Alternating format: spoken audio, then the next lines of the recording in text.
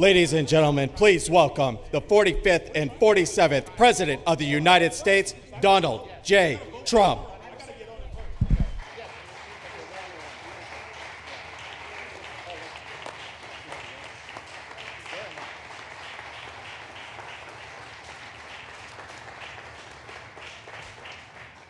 Thank you very much. You've done a fantastic job. Even the microphone works well. That's good. Wow. Well, I'd like to just thank everybody for the incredible job they've done. I love the state.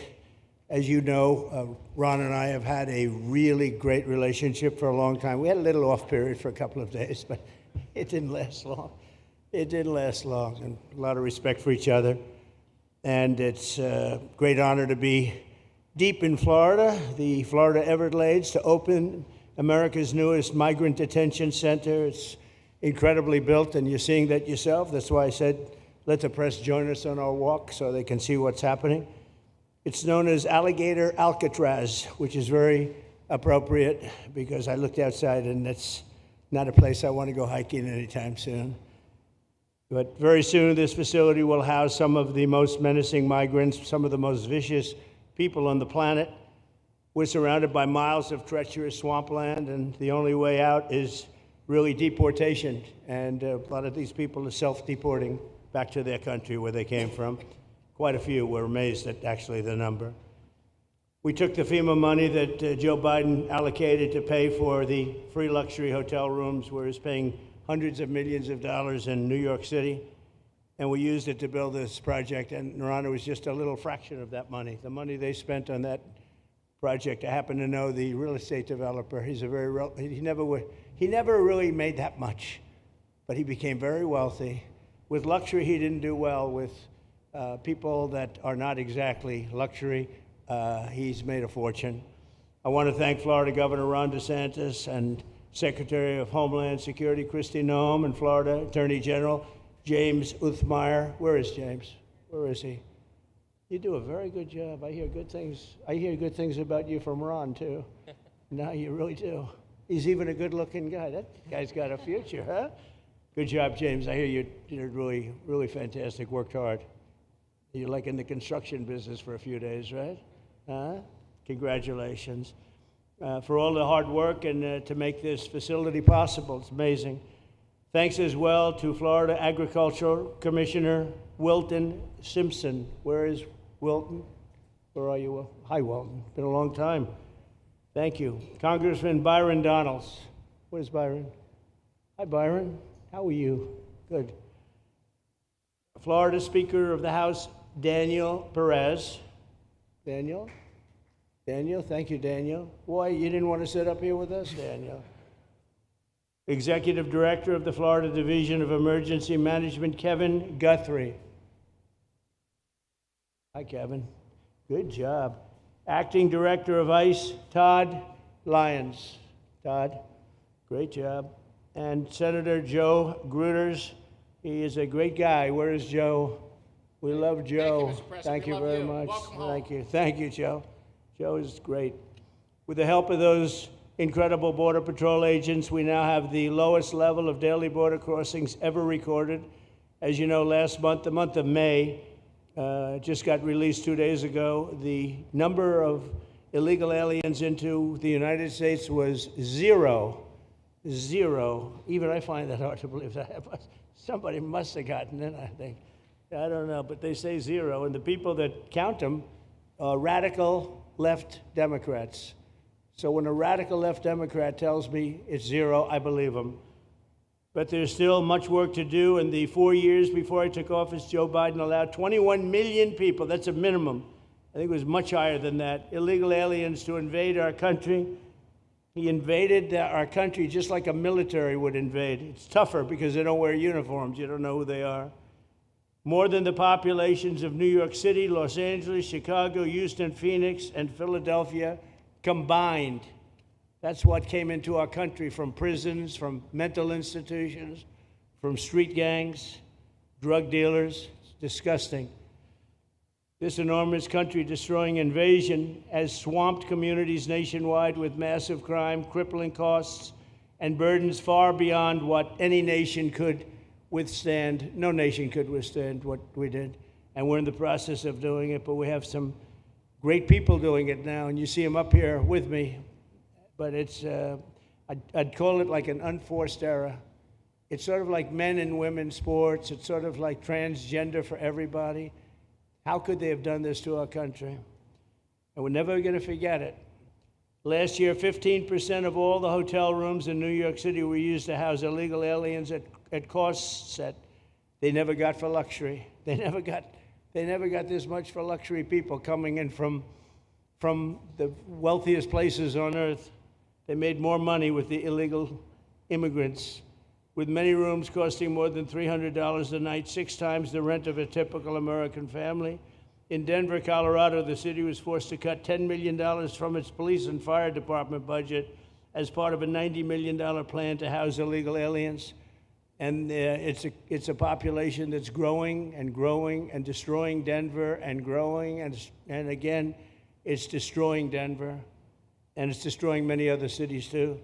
Likewise, one of the city's largest hospital system is drowning in unpaid medical bills, unpaid in the billions, after their emergency rooms were flooded with tens of thousands of illegals, leading to the closure of critical services. And these are really critical services. They can't even keep them open for American patients. The American patients were treated worse than any illegal immigrant. In Los Angeles, 1 in every 4 students in the public school system is from a household headed by an illegal, and most of them don't speak English, so they're in a school system, and they don't have interpreters, they don't have anything, they don't speak English. What a mess, what a mess.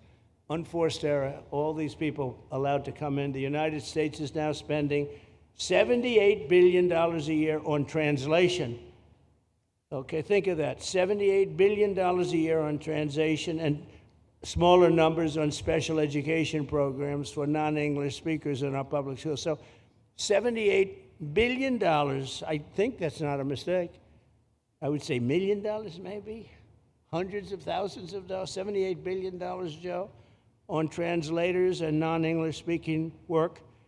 Federal government, the Justice Department, it's more than twice the cost of maintaining the United States Justice Department, what we're spending on translation and other things to help.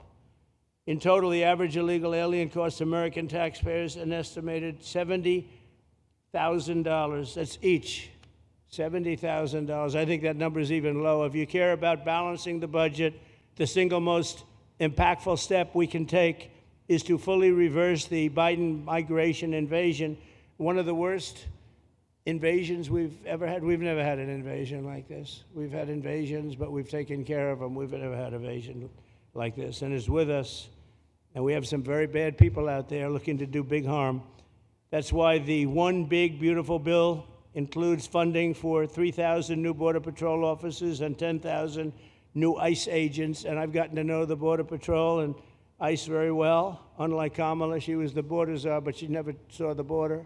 She never made one phone call. She was some border czar. She would have been some president. Probably would have been slightly better than Biden, though. I had to run against both of them, you know? The one guy, it's like a fighter. You knock out the one guy who's doing badly, then they put somebody else in, but fortunately she was a stiff also. Otherwise, I would have been very angry. I would have been extremely angry. The heroes of ICE will also help round up and remove members of the savage drug cartels which are coming back into our country. And we got them out. Now some of them came back in. We just got them out again, and that's going to be a vicious cycle. But these are foreign gangs. They're horrendous people, killers, that have infiltrated our territory, including 8 which we have designated as foreign terrorist organizations, which gives us a lot more power for speed and getting them out much easier.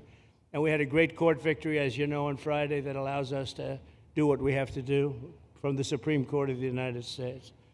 In 5 months, my administration has already arrested over 2,700 members of the murderous Venezuelan gang known as Tren de Aragua, including a pack of these sadistic animals arrested last month with over 280 guns, and these are guns of the latest caliber. These are guns that were made over the last period of less than a year, getting brand new guns. the latest and the greatest. Every day, our brave law enforcement officers are hunting down and deporting migrant criminals who have committed heinous crimes, including more than 13,000 murderers. 11,888 to be exact, but I'd probably say the 13,000 is right also. Think of it, 11,888, and more than half of them, they committed more than one murder. So, Ron, many of them are out of here already, but it's still it's a hell of a number to be confronted with. Just this year, ICE agents in Miami have apprehended illegals with arrests for murder, kidnapping, rape, child sexual abuse, and arson, people of the worst order. We're getting these monsters out of the United States, out of Florida, out of all the places that they're in.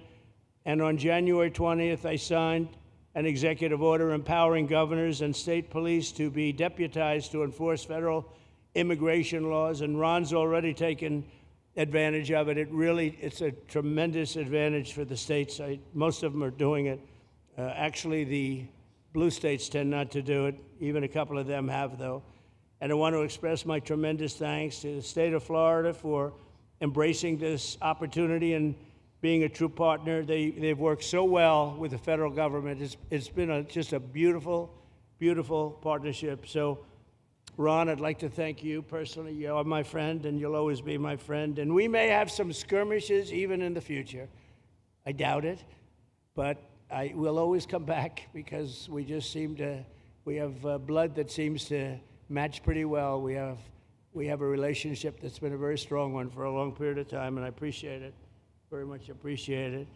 And also, Secretary Noem, I'd like to have you say a few words. You have been unbelievable, the job you've done. You and our favorite person, Tom Homan, have done, and your whole staff, because it's a lot of people, and Tom acknowledges it all the time. He respects you so much. He respects the staff that you both built. And you're really doing one of the great jobs. And it was great that you could work with Ron in Florida so well. Built such a great facility. So please say a few words. Thank you very much. I don't know if this will work. Well, thank you, Mr. President. First of all, I want to thank you for putting the safety and the security of the American people first, and the way that you never lose focus on making sure that America stays our priority and that the families that live here get the chance to grow up and to raise their children in communities that are safe and that give them an opportunity to pursue the American dream. This facility here is a fantastic representation of what can happen when all of government works together and when it's accountable to the taxpayers and to the citizens that live here. The president signed an executive order that allowed us to build partnerships with states and with local law enforcement officers, which is exactly how things should function in this country. More power, more authority given to people locally so that they can take control of their own destiny. And so we have already been working under the 287G program to deputize law enforcement officers, whether they be state highway patrol, local sheriff's departments in all of our states, and allow them to go out with our ICE officers, our border patrol officers, and make sure that we're getting the worst of the worst off of the streets. We also recognize that as we've been doing that and returning people back to their home countries, that we need detention facilities. We need beds to put them in place so that they can have their due process before they return home. And this facility is exactly what I want every single governor in this country to consider doing with us. What happened to start this conversation was that a young man named Jimmy Percival in my office, my general counsel, who came from Florida and used to work here, called up the Attorney General and the governor and said, hey, what do you think about partnering with us on a detention facility that we could put in place that would allow us to bring individuals there? There's an airstrip close by. You guys volunteered the assets that you have and the connections that you have and worked with Kevin extensively so that we could come here, have their due process given, and return them home to their countries. And in 8 days, this facility has been stood up. And I want everybody to recognize that detention facilities that ICE adheres to is a higher standard than is required at state levels, at local Department of Corrections facilities, sheriff's offices. This is a state-of-the-art facility, air-conditioned, isolated, though, for security purposes, which is very helpful. And I appreciate so many people being willing to work together to make a project like this happen. Right here on this location, we'll have about 3,000 beds. Other location will have another 2,000 beds that will allow us to bring individuals across the country that we are bringing in and incarcerating for violating our laws, and immediately get them out of the country as soon as we possibly can. It's exactly what we need to be perpetuating in other states. And what I would say is, I want all of you to notice these flyers that we've got, is that everybody who sees these flyers or anybody who sees these news clips should know you can still go home on your own. You can self-deport. If you go on the CBP Home app and go home now, you will get the chance to come back to the United States legally. You will get the chance to come back and do it the right way. If you don't, you may end up here. And you may end up here and being processed, deported out of this country, and never get the chance to come back. That is the consequences of breaking the law in the United States of America. Listen, our job is to uphold the law. This is a country of laws. We have a border now, and because we have a president that cares and recognizes that we need to be a nation of borders and a nation that upholds the law. If you break the law, there's consequences. We will deport you, and you will never get to be a United States citizen. You'll never even get to come back here and work and to pursue the American dream. But if you decide you want to go home now, go home, and we'll help facilitate it. We'll buy your plane ticket. We'll get you there. In fact, I just got back from Panama, Costa Rica, Guatemala, Honduras. Those countries are excited to get their citizens home. They're setting up programs to loan them money to buy houses when they get there, help them with food assistance, get their children educated, scholarships. They want their citizens that are living here in the United States illegally to come home and to be a part of their economy and help their countries grow.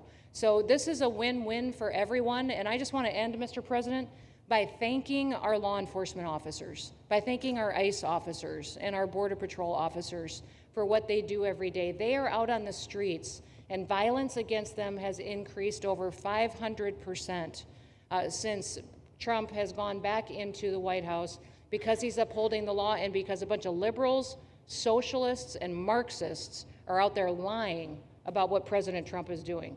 President Trump is upholding freedom by what he is doing. The freedom to live safely in this country and to do things legally and to have justice. And because those liberals, and I'm calling out you, CNN, I'm calling you out because you lie every single day about what these operations are. We are going after murderers and rapists and traffickers and drug dealers and getting them off the streets and getting them out of this country because Joe Biden let the worst of the worst come in here. The other day I was talking to some marshals that have been partnering with ICE. They said that they had detained a cannibal and put him on a plane to take him home, and while they had him in his seat, he started to eat himself, and they had to get him off and get him medical attention. These are the kind of deranged individuals that are on our streets in America that we're trying to target and get out of our country because they are so deranged they don't belong here. And they shouldn't be walking the streets with our children. And they shouldn't be living in the communities with our families who just want to grow up, go to job, raise their children to grow up and get a job and to live the American dream. So thank you to all of our law enforcement officers, those in our military that have been helping, our National Guard. Thank you to Governor DeSantis for stepping up and being an example to other governors. I hope my phone rings off the hook from governors calling and saying, how can we do what Florida just did? How can we do exactly what they did? Because we need this big, beautiful bill. We absolutely have to have this big, beautiful bill that has the funding so that we can continue this operation and we can get those bad criminals off of our streets and have the officers to do it so that when they go out on an operation, somebody's got their back. Somebody's got their back, they can do it safely, and they can go home to their families at night too. So this bill needs to pass through Congress so we have the resources at the Department of Homeland Security to make sure that our homeland truly is secure. And Mr. President, thank you for Stephen Miller. I just want to thank you for him. This guy calls me night and day and tells me all of his wise advice and wisdom, but he's a rock star because he loves this country and he's passionate about making sure that nobody is prioritized over an American citizen. We love everybody. We do.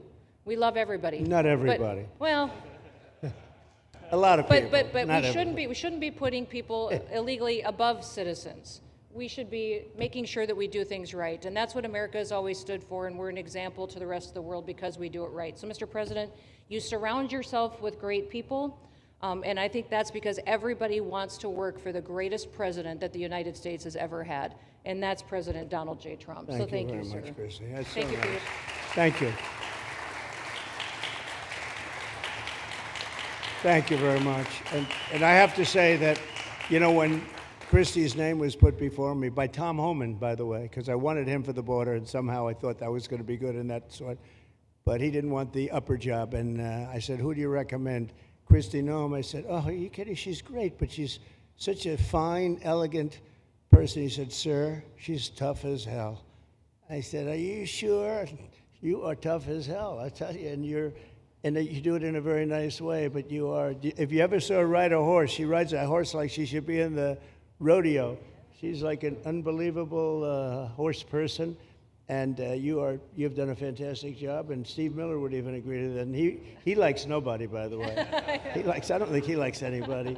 And another one we like is Ron. And Ron, would you say a few words, please? Sure.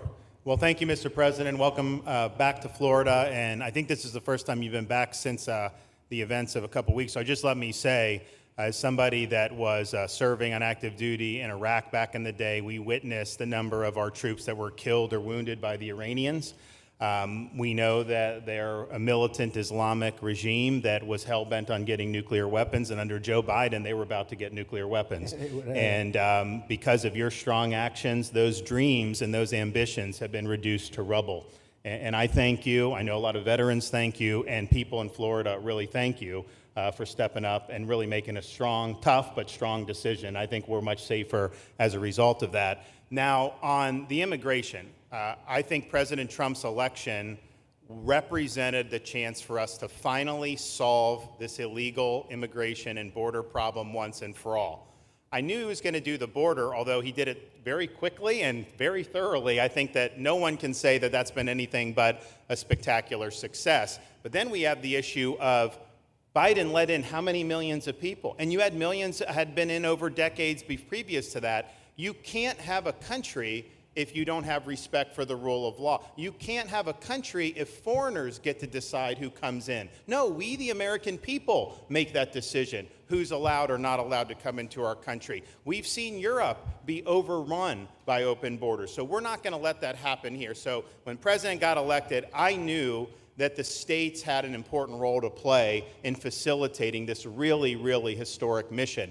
We're the only state in America, Florida, that requires full cooperation with ICE from all state and local law enforcement entities. And what is the net result of that? We have these agreements for these 287G task force with sheriff's departments, police departments, state agencies, and it's really instrumental in rounding up a lot of really bad people who shouldn't be here. If you look at the number of those full-blown 287G agreements that have been executed around the country, the state of Florida accounts for 60% of those. If you look at the number of immigration arrests of illegal aliens on any given day, the arrests happening in Florida constitute between 15 and 20%.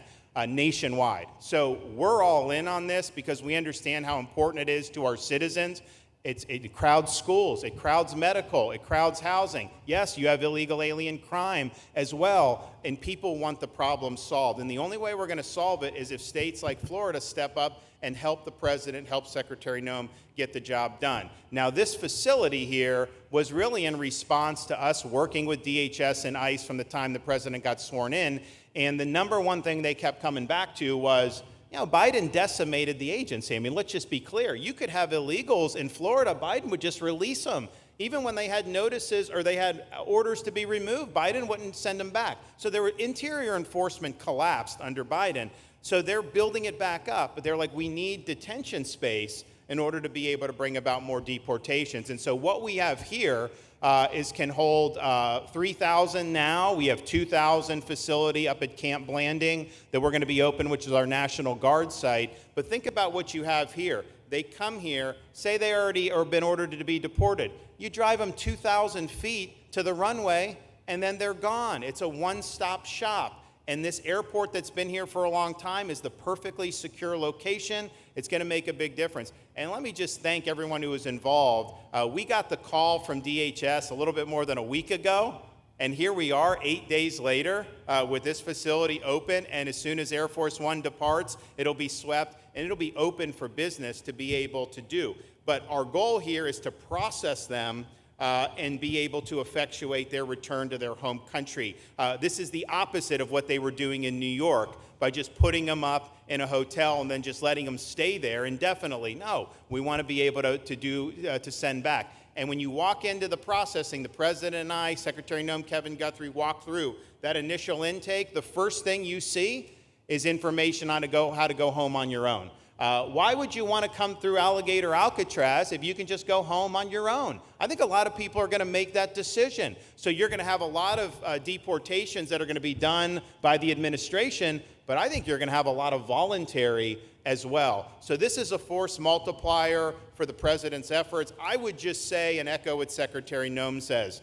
There is no reason why other states can't be doing it. And I know Louisiana, Texas, a couple of them, but we've got if only the red states did this, they would be able to expand their capacity by tens of thousands, maybe 50, 100,000 on a given day. That's how you really start to make a difference. And so we're proud to be able to partner with the Trump administration on that. Mr. President, thanks for coming down. I think you highlighting this is going to move the needle in a big way throughout the country, and I think it's going to help all of us achieve the really big results that I think our voters want to see. Thank you, Ron. Great job. Thank you. Thanks, Ron. Thank you, Mr. President, for the opportunity. My name is Kevin Guthrie. I'm the Executive Director of the Florida Division of Emergency Management. And I'd also like to thank President Trump and the Department of Homeland Security Secretary Noem for joining us here today and for their continued support. I want to thank first by thanking the man to my right, and that's Governor Ron DeSantis, whose bold leadership and swift action made this project possible. Make no mistake, this facility would not be standing here without the President, the Secretary, and the Governor's vision and determination to uphold the rule of law. Florida is and will always be a law and order state. Even before the President took office, the Governor made it clear that illegal immigration would not be tolerated in the state of Florida. When the President and the Secretary asked Florida to help, the Governor empowered our state and private partners to work collaboratively and deliver real results on a rapid timeline. The Florida Division of Emergency Management is best known for leading the nation in hurricane response and other natural disasters. We understand how to act fast without bureaucracy in the face of any emergency. Our teams built roads in 8 hours, bridges in 3 days, base camps in 72 hours, and full causeways in 2 weeks. Getting things done quickly, efficiently, and correctly is at the core of our mission. We simply just want to be the best at what we do in the nation. When the Governor called me, and we answered, and we were proud to bring our logistical expertise to the table. We know how to set up base camps for guardsmen, first responders, linemen, volunteers, and other aid sources, and distribute that in a matter of days before a storm. We're able to translate this knowledge to what we did here at Alligator Alcatraz. Florida has put the best teams together who check their individual logos and egos at the door to get this done. Not just for you, Governor, but Mr. President, for you as well. There are over 13 different vendors that came together to get this solved in 8 days. Truly a whole of private sector partnership to get that done. Behind you on these boards, in only 8 days, we have built a fully compliant detention facility with a detainee capacity of up to 3,000 people, with room for additional capacity if you asked us to do so. The detention facility includes over 158,000 square feet of housing and is a fully aluminum frame structure rated for winds of 110 miles an hour or a high-end Category 2 for those people that don't think that we're taking that into consideration. This is Florida, by the way. Power supply is fully redundant with backup generators in place. We've put a staff village here on site with a capacity of 1,000. Our services are hot meal 3 times a day, 24/7 medical facility, pharmacy, air conditioning, access to indoor and outdoor rec yards, legal and clergy support services, laundry. Our security element is over 200 security cameras throughout the facility, more than 28,000 feet of barbed wire, 400 plus security personnel to include 200 men and women, soldiers and airmen underneath Major General John Haas's command as the Adjutant General of Florida. And it's all surrounded, as you pointed out, Mr. President, by 10 miles of beautiful Florida Everglades. Contingencies, as with all state correctional facilities, we have a hurricane plan. We will not wait for a Cat 2. We will follow our normal evacuation procedures. as we do for any other facility statewide in our great state of Florida. We have on-site fire and EMS resources so that we do not we don't burden the locals with any type of response. All in all, sir, this has been a perfect state logistics exercise for this hurricane season. Everything we did here in the last 8 days, God forbid, if we have a hurricane, we're going to do it again. This was a dress rehearsal for us, and we are ready, willing, and able to support you, sir, the governor, secretary, and everything that you need us to do. Just a week ago, it was a taxiway and a runway, and now is a fully functioning facility. We are happy to support you, Mr. President, Governor, Secretary. Fantastic job. Thank you.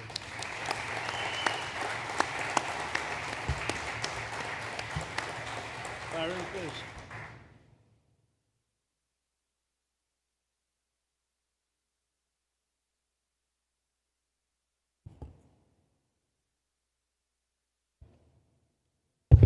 There we go.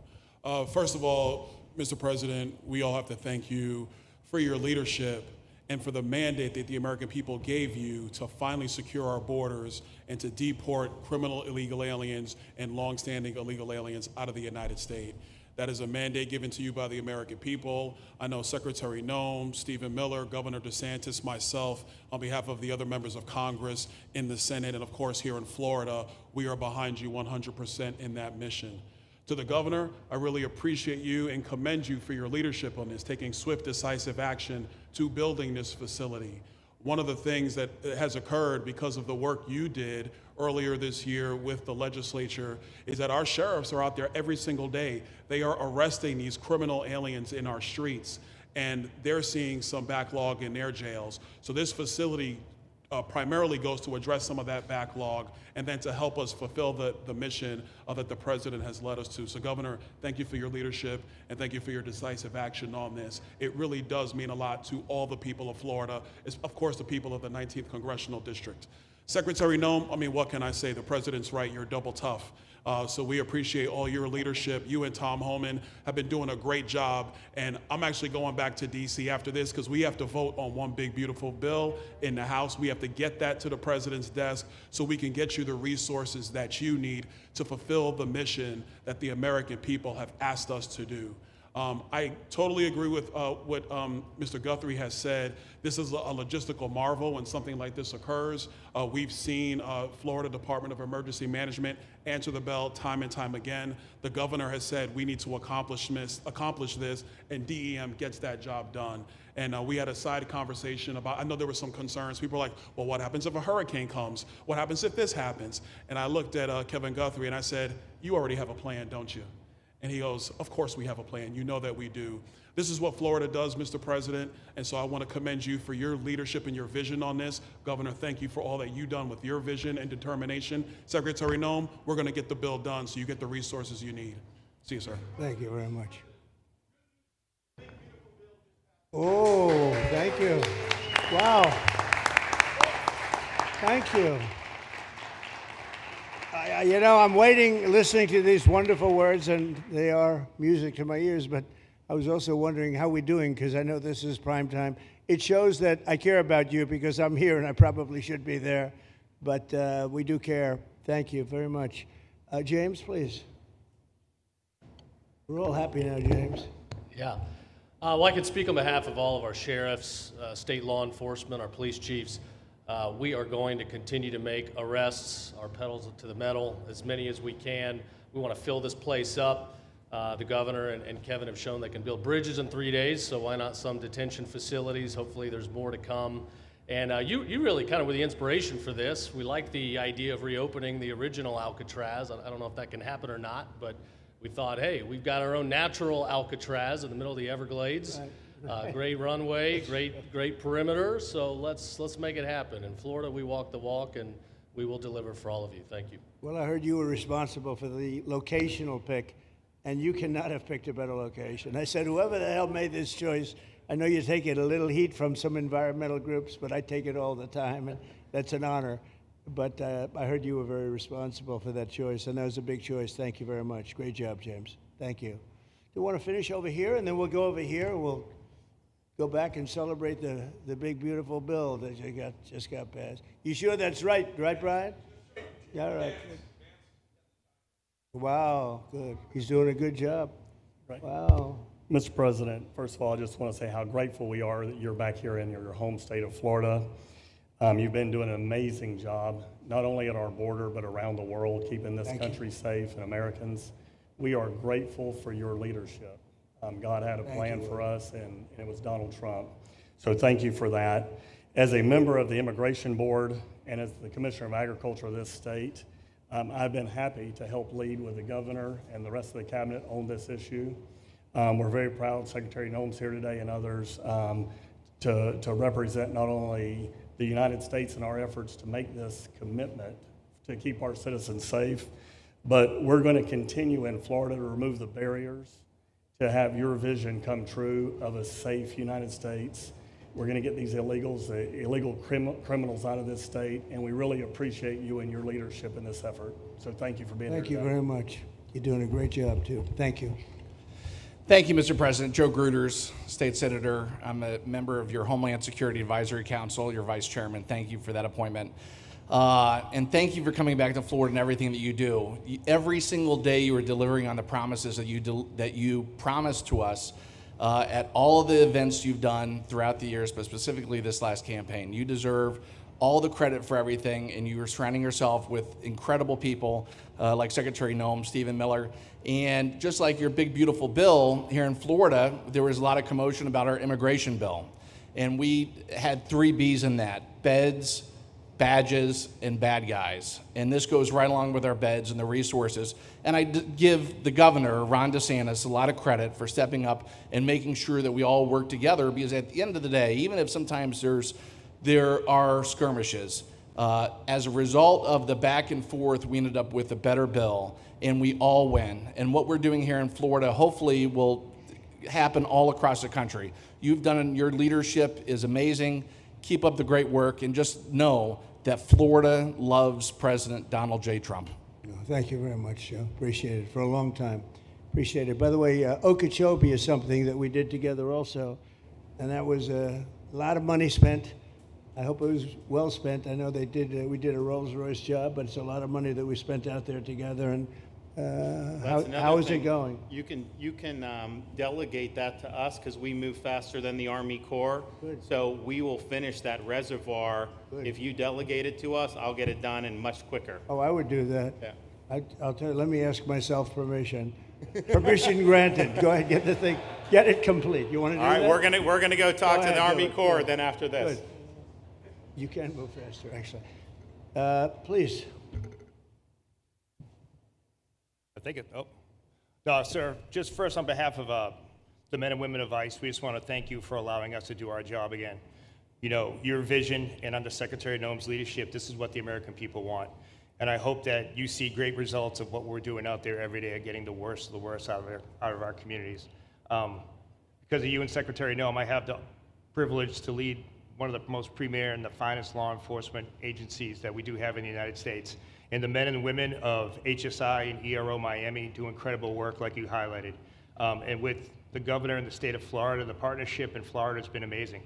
The 287G program is only going to help us to identify all those known gotaways and get the worst of the worst out of the neighborhoods. And through our Homeland Security Task Force, we are going to make America safe again. So thank you very much to both you and the Secretary. Thank you, Todd. Great job. Really great job you're doing. Thank you. Please. Good morning, Mr. President. Hi. Thank you so much for coming. Again, as Garrett Ripp, I'm the Field Office Director for ICERO here for the Miami Field Office. Incredible collaborative work we've been doing together, working with the state, working with our local partners. And again, just the 287G is going to open up that aperture and allow us to get those bad hombres off the street and get them into this facility. And we're looking forward to it. And again, just appreciate all your support. Thank you. Always thank you. You've always been so great. Thank you very much. Please. Good afternoon, Mr. President. On behalf of Air Marine Operations, my name is Andres Blanco. I'm the Executive Director for Southeast Region. AMO continues to execute and support your executive orders. Air Marine Operations brings a unique capability both in the air and the maritime domains. And in partnership with our Border Patrol, OFO officers, and ERO, We continue to conduct effective operations both interior, along the border, and along the maritime approaches. Thank you very much. Good job. Good afternoon, Mr. President. Jose Figueroa. I am the acting special agent in charge for Homeland Security investigations here in South Florida, and our office covers from Key West to Fort Pierce. Tremendous collaboration here with the state and our federal partners. HSI is conducting criminal investigations into TDA, MS-13s that are involved in human smuggling, sex trafficking of minors, and we will continue that effort with your support. Governor DeSantis, thank you very much for this facility. Looking forward to continue the great work. Thank you. Thank you very much. Steve, would you like to say something? Our star. Thank you, Mr. President. I just want to say on a personal note, getting to watch what you've done over the last 5 months to deliver on a 50-year hope and dream of the American people to secure the border. When President Trump came into office on January 20th, the United States had endured the largest wave of illegal immigration in human history. Not just American history, human history. And within just a few days, President Trump, through his strength, leadership, diplomacy, and vision, achieved the most secure border anyone in the world has ever seen. When we recently went overseas to the NATO summit, I had senior staff in foreign governments come up to me and ask me how he achieved the Trump miracle on his border and could that be replicated in their countries. For individuals who don't work in this space, to have 0 successful illegal entries in an entire month should be an impossible achievement. There's a 2,000-mile border with one of the poorest countries in the world, and you have open travel from 150 countries into Central America and South America. There are 2 billion people in the world that would economically benefit from illegally coming to the United States. And through the deployment of the military, through the deployment of novel legal and diplomatic tools, through the building of physical infrastructure, through the empowering of ICE and Border Patrol, and the entire federal law enforcement apparatus, President Trump achieved absolute border security. And now, once this legislation is passed, he will be able to make that with those resources permanent. Watching what you've done, sir, has been one of the honors of a lifetime. I'm proud to be able to play any role in it. And what President Trump is going to achieve next with the resources in this bill will make America safer, stronger, freer, more sovereign, and more prosperous than it has ever been before. Thank you, sir. Thank you, Steve. Oh. Thank you. And the bill is going to be great for Ron. It's going to be great for Florida, too. There's a lot of set-asides for Florida, some of the things that you wanted to do. And so it's great news to hear that it was approved. Do you want to take a few questions, Ron? We'll take a few questions from these. Yeah, please, go ahead. Yeah.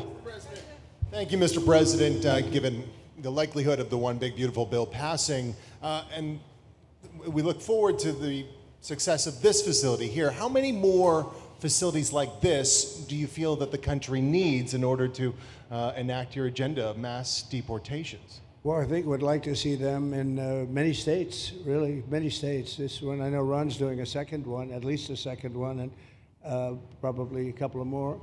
And you know, at some point they might morph into a system where you're going to keep it for a long time. You know, it's not that far away from jails that take years to build and money is spent and wasted. And you know, like the railway that they have in California that costs like 40 times more than it was supposed to cost. The same things happens with prisons. You look at this in a short period of time. Ron, James, and some of the people that really worked on it along with our people, they did this in less than a week.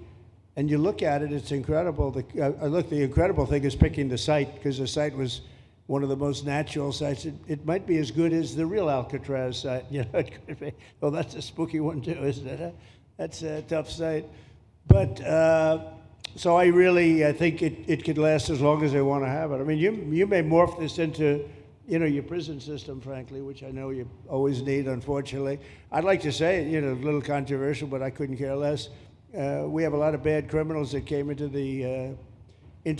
this country, and they came in stupidly. It was an unforced error. It was an incompetent president that allowed it to happen. It was an auto pen maybe that allowed it to happen, and it did happen. But we also have a lot of bad people that have been here for a long time, people that whack people over the head with a baseball bat from behind when they're not looking and kill them, people that knife you when you're walking down the street. They're not new to our country. They're old to our country. Many of them were born in our country. I think we ought to get them the hell out of here too. You want to know the truth. So maybe that'll be the next job that we'll work on together.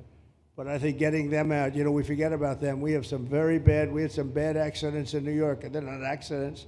They were done very much on purpose. People being pushed into a subway just before it arrives, going 40 miles an hour, and they're 10 feet away from where the thing is, to get pushed right into the face of the subway train, get whacked and killed. And these are sick people. I'd like to get them out of here too.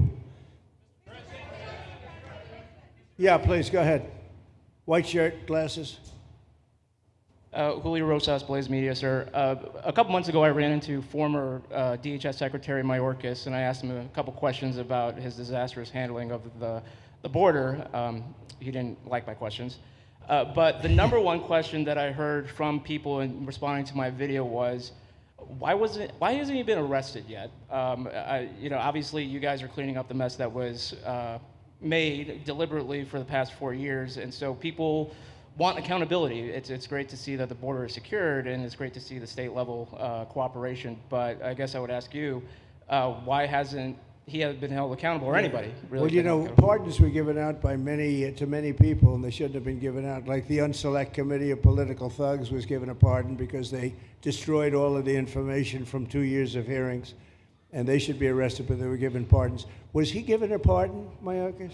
Was he not? I don't believe so. Well, sir. I'd take a look at that one, because what he did is it's beyond incompetence. Something had to be done. Now, with that being said, he took orders from other people, and he was really doing the orders. And you could say he was very loyal to them, because it must have been very hard for him to stand up and sit up and talk about what he allowed to happen to this country and be serious about it. So he was given orders. If he wasn't given a pardon, I could see looking at that. In fact, why don't you take a look at it, Kristen? He was impeached, but yeah, it was just a fake impeachment. It was a fake impeachment. Why don't you take a look at it? I think he was so bad. They were all so bad. Look, it was the worst president in the history of our country. We've had some bad ones, but he was the worst president. But somebody told Mayorkas to do that, and he followed orders, but that doesn't necessarily hold him harmless. So take a look at it. It's a very good question, actually. Thank you. Yeah, please. Go ahead. Mr. President, you and the Secretary have both said that many people have self-deported since you came back into office. Yeah. How many is many, and has the rate gone up? How do you see the tempo of that moving forward going on?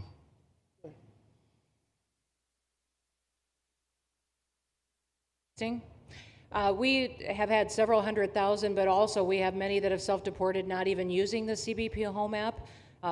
When I have gone to these other countries to negotiate security agreements and information sharing on criminals, who's coming and going into their countries, they report that hundreds of thousands have come home that weren't on our radar, that they are coming home on their own and self-deporting because they want the chance to be able to go back to America someday. So we believe it's over 1 million, possibly more than that. I'm asking all of those countries for their information on what they have of individuals that may have returned home, that they have taking advantage of their programs to help them become a part of their civilization again too. So we know it's over 1 million, but we have to, I'm getting more information, and that number will grow. If they don't leave, they never get the chance to come back. If we have to take them out, and we will, they'll go out, but they never get a chance to come back. The other way, we actually make it a little bit easier for them to come back. Okay? Thank you. Good question. Thank you.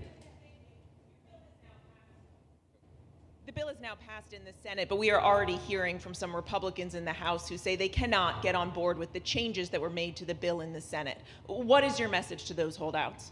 Well, I just heard that about the Senate, and the bill just passed, and it tells you there's something for everyone. I mean, it's a great bill. There is something for everyone, and I think it's going to go very nicely in the House. Actually, I think it will be easier in the House than it was in the Senate.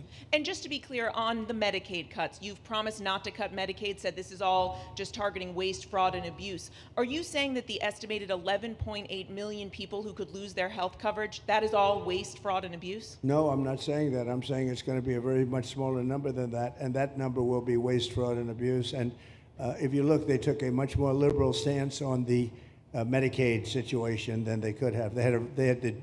They had a tough stance and a weak stance. They took not a very strong stance on that to start off, and it's waste, fraud, and abuse, and everybody wants that covered. What number is that? What analysis are you seeing? I'm not seeing a number, but I know it's much less than the number you gave. And we really were very, very cognizant of three things. Social Security, we're going to take care of it beautifully.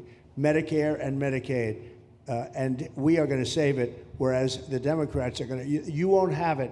They will destroy Medicare and Medicaid, and they have to because their numbers don't work. So it's not going to happen. They're the ones that have destroyed Medicare. They have made it so bad already, they're going to make it a lot worse. But now we'll be in charge, so we're going to have no problem with Medicaid or Medicare or Social Security. Thank you. Yeah. Claire Gall with Wink News in Fort Myers. What is your direction to ICE when it comes to arresting farm workers here illegally, other workers in industries that are pretty critical to Florida's economy? Yeah.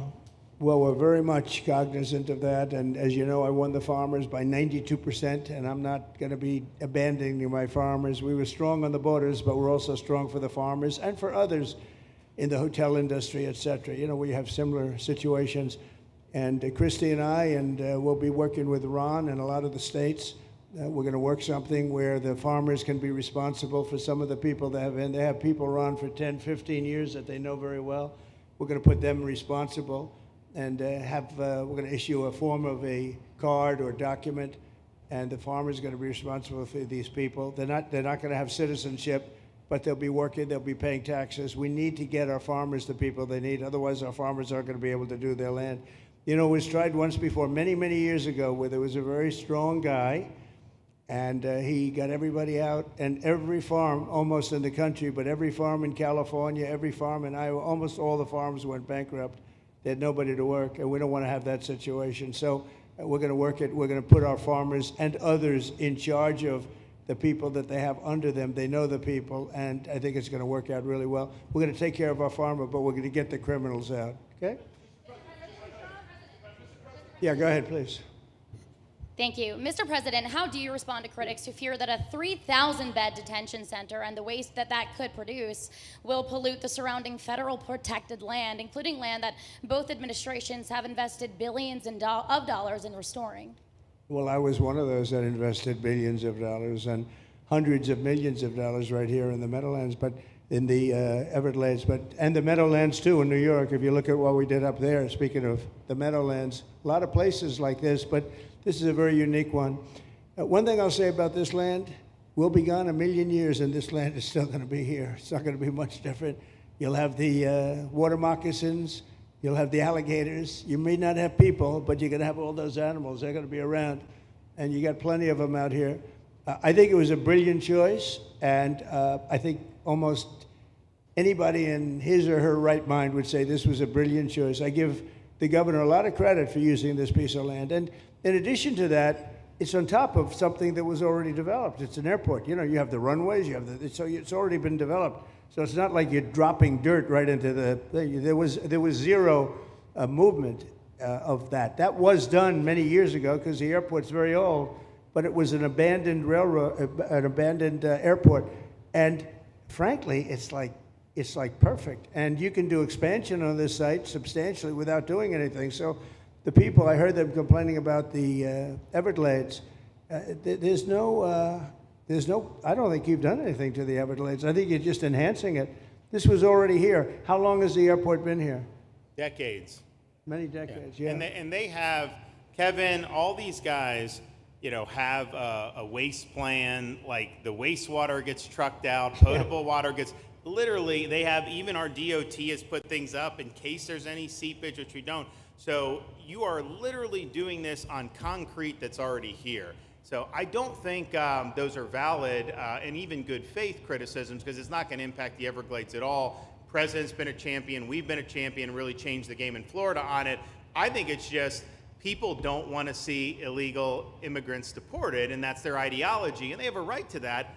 But illegal immigration's unpopular, so they know that they're going to have less effect trying to do it. So they're going to try, oh, well, no, it's just about the Everglades. But really, I think a lot of those people, they just don't want to see illegals deported. Because if you actually hear everyone's here, you obviously know there's zero land that's being disturbed. Well, you know, when we talk about popularity, though, I will say I ran on the issue of illegals, and we have to get them out. And I won 82% on that issue. So I think that they may not like certain aspects of it, but ultimately they do not want them in their country. And if this is a part of a use, but I think from an environmental standpoint, it's incredible. In fact, when we landed that very big, heavy plane today, they came out and checked it fairly. You know, I think they want the president to be able to land on a piece of concrete that's not going to go 6 feet underground. And they checked it. They came back and they said, this thing is really solid. So it's been there a long time. It's going to be here a long time. And it was a great choice of a site. Thank you. Yes, please. Brian, go ahead. Yes, sir. The people of Syria were recently seen on the streets waving American flags, chanting Trump, Trump, Trump.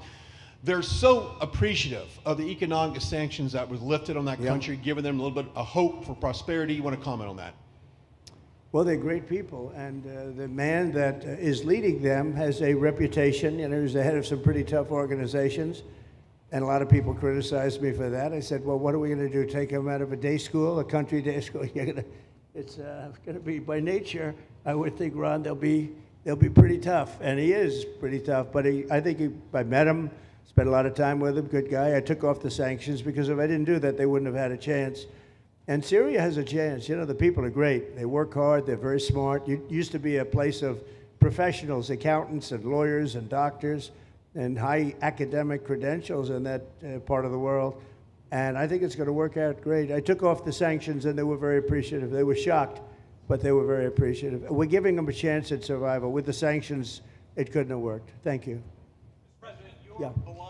Mr. President, your beloved New York City may well be led by a communist soon, Zorhan Mandami, who in his nomination speech said he will defy ICE and will not allow ICE to arrest criminal aliens in New York City. Your message to communist Zorhan Mandami. Well, then we'll have to arrest him.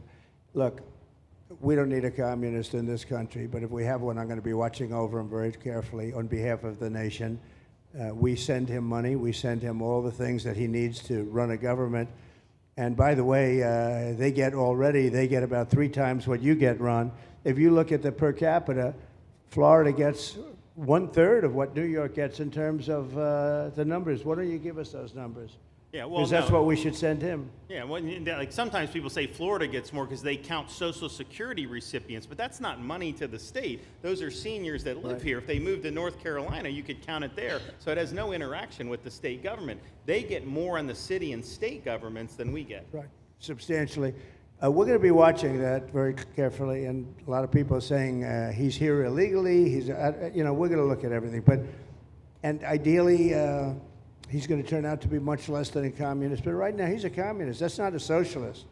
You know, I've always said, we will not have socialism in this country. In the speeches, I said, well, what? They skipped socialism. And you got a lot of them like that. And you see AOC, she's out there with her, bad IQ.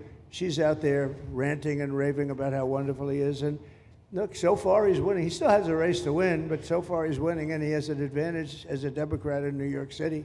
I was there a long time ago, and it was a long time since a Republican won the city, but you would think that a Republican would be able to win. Or you have a good independent running, Mayor Adams, who's a very good person. I helped him out a little bit. He had a problem, and he was unfairly hurt over this question. He made a statement to the effect that this is terrible. New York City can't have all these immigrants come in, and like he was indicted the following day. And I said, that was a phony indictment, and it was a phony indictment. That was a Biden indictment. I said, don't feel bad. I got indicted 5 times every time you opened your mouth. That was a bad group. That was a very dangerous group, I will tell you. These were not nice people. That was the only thing they could do. They had no policy. They had no skill. They had no anything. But they were very good at that. They were vicious, vicious, horrible people. Thank you very much. Yeah, please, go ahead. Anna Giratelli with Washington Examiner. Governor DeSantis has proposed using National Guard, deputizing them as immigration judges to get through this massive backlog of people in the immigration court. Would you be open to that? Yes, he has my approval. Okay. That wasn't too hard to get, was it, Ron? He didn't even have to ask me, James. You didn't even need James to ask me. He has my approval, okay? Good. I also like what he's doing in Okeechobee. He has my approval for that, too. I don't know how we work that out, but we'll work it out. We'll follow up. Go ahead. Please. President Trump, Jake Stofan with Action News Jax from up in Jacksonville. There's some talk about a facility similar to this up in Camp Blanding. Has that been approved by DHS? If not, what's the timeline? When could we see ground break on that? Well, I'll ask Ron or James to talk about it. Do you want to mention it, James? The overarching plan, I think the secretary has said she supports the whole plan, so you guys are going to keep going. Yeah. So, Mr. President, just specifically, the response for proposals is out for that today. It closes, I can't even remember what day of the week it is, but it closes on Wednesday at 5 o'clock. Then we will do notice to proceed. So I would say right after our wonderful Independence Day, we will be starting construction there at that facility. You're going to have another big runway there, too. That's great. Wow. Boy, I love these runways. It's very convenient, I must say. Having a runway is a nice thing. Today, you don't get runways approved. I will tell you, it's tough to get a runway. Although in the age of Trump, you get them approved fast. You know, we're approving massive electrical bins, what they call them bins, but big electrical facilities for all of the factories and the AI that's coming in. They're going to build their own electric. They're going to be really. They're going to be made into electrical providers. They're going to have a lot left over. They'll put it into the grid. I think they're going to end up doing so much. They'll put it into the grid. Won't even cost anything from their standpoint. But so we have a lot of that happening. We get approvals fast. So, but I was just saying, runways are hard to get, but we'll get them now. But in the past, I would say over the past 30, 40 years, when you can get a runway, that was considered gold. Okay, please go ahead. Go ahead. Sure.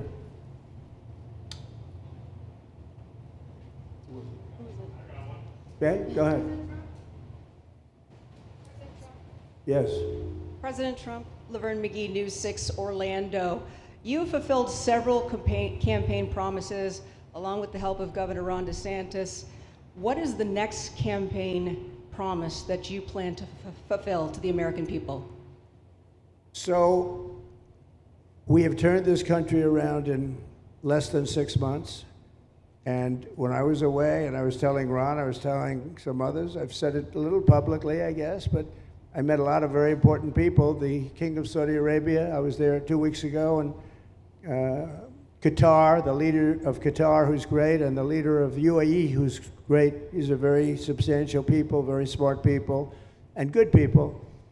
And all three of them said essentially the same thing, along with many other people, because I just left NATO. NATO's we took it up to 5%. Nobody can believe that one run. That would be hard, but nobody believes that. What happened in NATO, over $1 trillion a year from like nothing.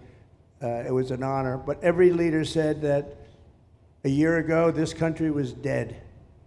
They had no confidence in the United. They really felt it was a dead country, and it was some bad things were going to happen. But they used the term, it was a dead country, and now they said you have the hottest country anywhere in the world. We're the hottest country in the world right now. And we turned it around fast. I thought it would take longer than this. We turned it around fast. Some of it was psychology, and we had to know how good we were. But others was getting rid of rules, regulations, and all of the things that I got rid of already. I signed more executive orders than anybody in history, times like 3 or 4. And I got rid of just one. I got rid of the other night. You buy a house, they have a faucet in the house, Joe, and the faucet, the water doesn't come out. They have a restrictor. You can't, in areas where you have so much water, they don't know what to do with it. You have a shower head, the shower doesn't, you think it's not working. It is working. The water's dripping out. And that's no good for me. I like this hair nice and, I like that hair nice and wet. You have to stand in the shower for 20 minutes before you get the soap out of your hair. And I put a thing in, and it sounds funny, but it's really not. It's horrible. And when you wash your hands, you turn on the faucet, no water comes out. You're washing, the water barely comes out. So this was done by crazy people. And I wrote it all off and got it approved in Congress so that they can't just change it, because I did it in my first term. Everyone was so happy. And then one of the first things that Biden did when he came back is he put the restriction on showers, toilets, and sinks. Put this restriction, and washing machines. Washing machine, they give you like a quarter of this bottle to do your clothing. And people needed 10 of these bottles. And the people came to me from Whirlpool, and they said, we can't make a machine that's competitive. We can't make a machine anymore. It doesn't work. Why? They don't let us use water. Do you have any problems with water? No, we have so much we don't know what to do with it. You know, it comes down from heaven, right? And I approved all of that, the washing machines, the whole thing. The dishwashers, that was the other one. They give you like this much water right up to there to do your dishes. So people, you know what they do? They keep pressing the button. So they end up doing the dishes 10 times. They end up using more water than you would have used if you did it right in the first place. So all of that stuff has been written off. It sounds crazy. It's little things. The straw, I let you go back to a plastic straw. I was tired of having straws melt in my mouth, you know?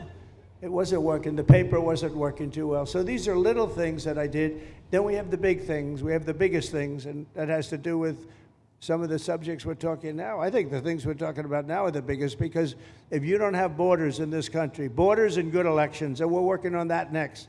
There's some bills coming in that's going to make sure that you're a citizen, that people aren't counted in the voting when, you know, they were here and they're here as illegals and they're criminals in many cases, and they give them a count, and you end up with extra congressmen. We're going to work on that. We're going to straighten that out next. That's going to be easy compared to what we were doing.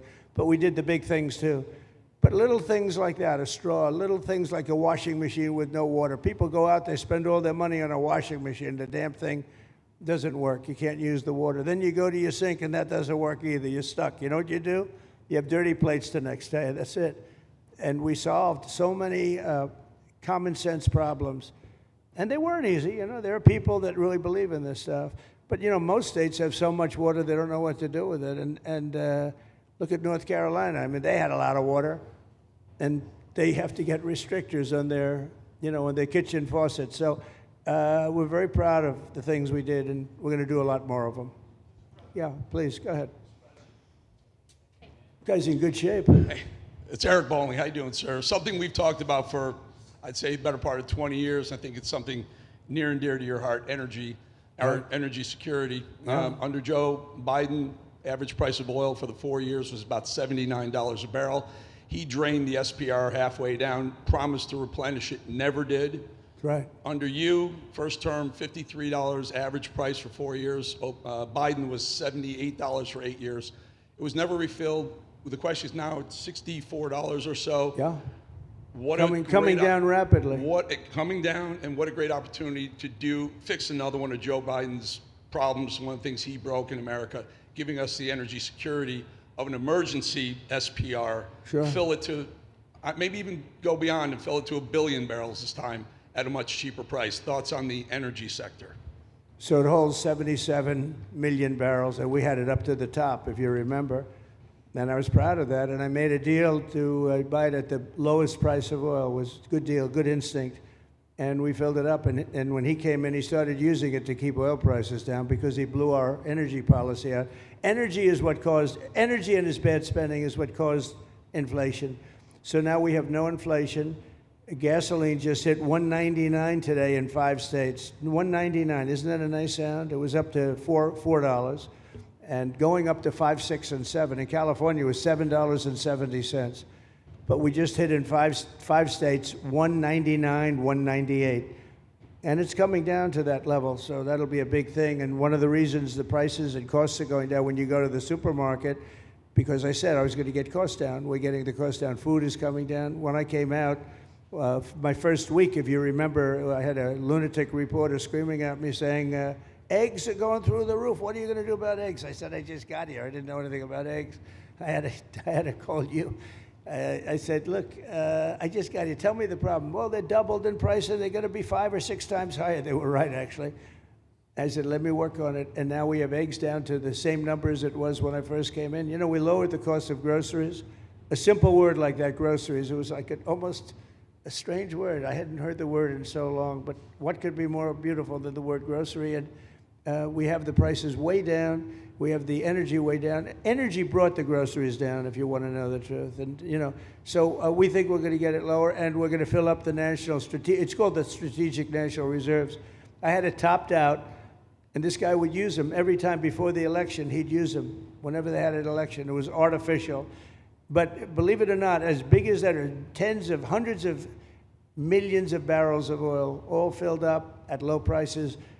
but it was really meant for wars, and it wasn't meant for keeping your prices down during a holiday so that somebody could get elected. But they used it, and they didn't bring it. The only mistake you made, they didn't bring it a little down. They brought it right down to the bottom.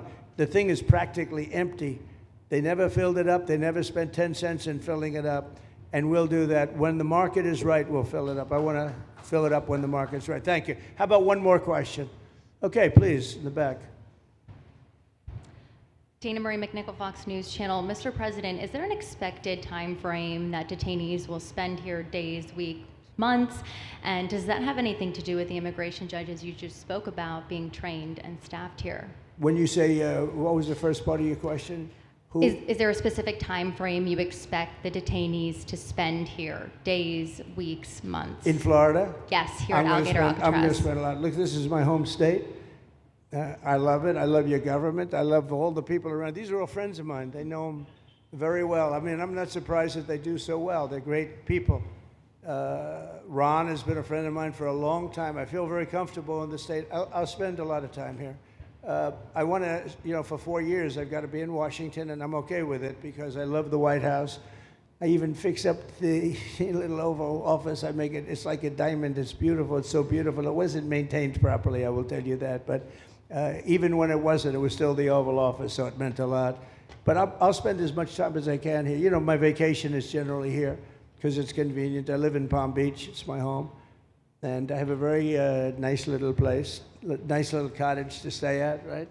But we have a lot of fun, and I'm a big contributor to Florida, pay a lot of tax. And a lot of people move from New York, and I don't know what New York is going to do. A lot of people moved to Florida from New York, and it was for a lot of reasons, but one of them was taxes. The taxes are so high in New York, they're leaving. I don't know what New York's going to do about that, because some of the biggest, wealthiest people and some of the people that pay the most taxes of any people anywhere in the world, for that matter, they're moving to Florida and other places. So we're going to have to help some of these states out, I think. But thank you very much. I'll be here as much as I can. Very nice question.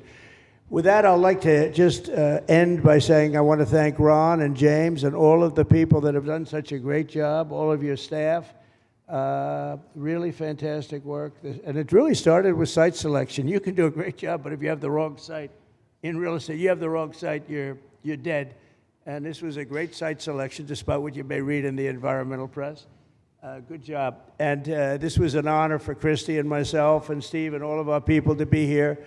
And I also appreciate the media. They've treated us very fairly. Over the last few weeks, I've been treated very nicely. And it's so unusual. I'm not used to it, but we've gotten great accolades. Brian, I want to thank you for calling out, because I was waiting here because I knew the vote was taking place and I'm answering questions, right? So I want to thank you very much and say hello to our friend. And I will see a lot of you. Thank you very much. We're going to make America great again. Thank you very much.